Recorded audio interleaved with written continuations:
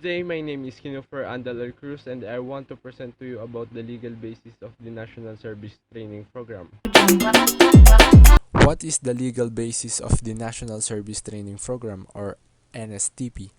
The National Service Training Program Law, or RA 9163, also known as an Act establishing the National Service Training Program for tertiary level students, amending for the purpose Republic Act No. 7077 and the Presidential Decree No. 706, and for the other purposes, was enacted last January 2002 to amend the expanded ROTC. What are the components of the NSTP? Reverse Officers Training Corps, or ROTC, refers to the program component institutionalized under Section 38 and 39 of Republic Act No. 7077, designed to provide military training to motivate, train, organize, and mobilize them to the national defense preparedness. Civic Welfare Training Service, or CWTS, refers to the program component or activities contributory to the general welfare and the betterment of life for the members of the community of the enhancement of its facilities, especially those devoted to improving health, education, environment, safety, recreation, and the moral of the citizen of the social welfare service. Literacy Training Service (LTS) refers to the program component designed to train the student to teach literacy and numeracy skills to school children, out-of-school youth, and the other segment of society in needs of their services. Who are covered by the NSTP law? All incoming freshman student, male, female, starting school year 2002-2003, enroll in any baccalaureate and at least 2 years technical, vocational, or associate courses are required to complete one NSTP component of their choice as a graduation requirement. All higher and technical vocational education institutions must at least offer one of the NSTP components. What is the duration and equivalent course unit of each of the NSTP component? Each of the NSTP components shall be undertaken for an academic period for 2 semesters, for 54 to 90 training hours per semester. It shall be credited for 3 units per semester. What fee shall be charged to the student taking any of the NSTP components? No other fee shall be collected except basic tuition fees, which should not be more than 50% of the charge of the school per academic unit. Who are covered by the suspension of the ROTC requirement?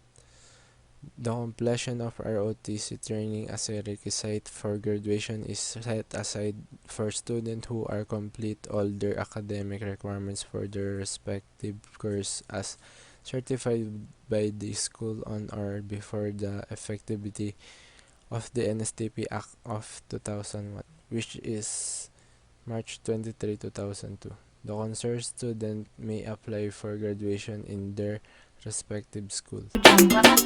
What happened to male students who are currently enrolled and have not taken nor completed the ROTC requirements for graduation? Male students who are not covered by Section 12 of this rule are not currently enrolled but have not taken any of the military service, civil welfare service, or law enforcement service shall be covered by the NSTP law. Male students who have completed 2 semesters of the expanded ROTC or National Service Program are deemed to have complied with the NSTP requirements. Male students who are not covered by Section 12 of this rule and have taken 1 semester of basic ROTC or EROTC shall take any of the NSTP component to qualify for graduation. Students who want to qualify for enlistment in the ROTC program shall undertake a special program for the purpose. How are clustering and cross-enrollment done? Clustering of the student from different education institutions during semester or summer period may be done for any of the NSTP component, taking into account logistic. Branch of the service of geographical location, the host school shall be responsible in managing the program.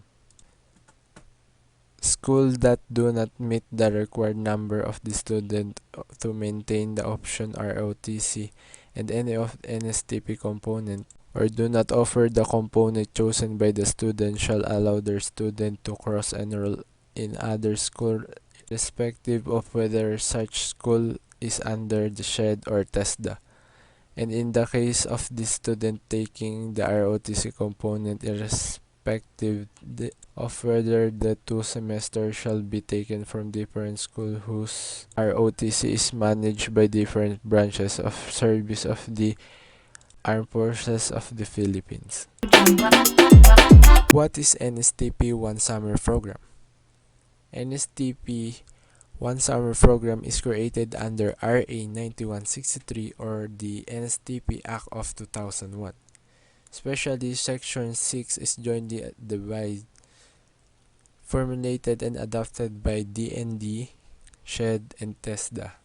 NSTP OSP is established for the three components ROTC, CWTS, and LTS. This is intended for graduating student of baccalaureate of at least 2 years technical vocational or associate courses who have yet to comply with the NSTP as a requirement for graduation, as well as for students thus allow them to concentrate on the academic subject and other curricular concerns.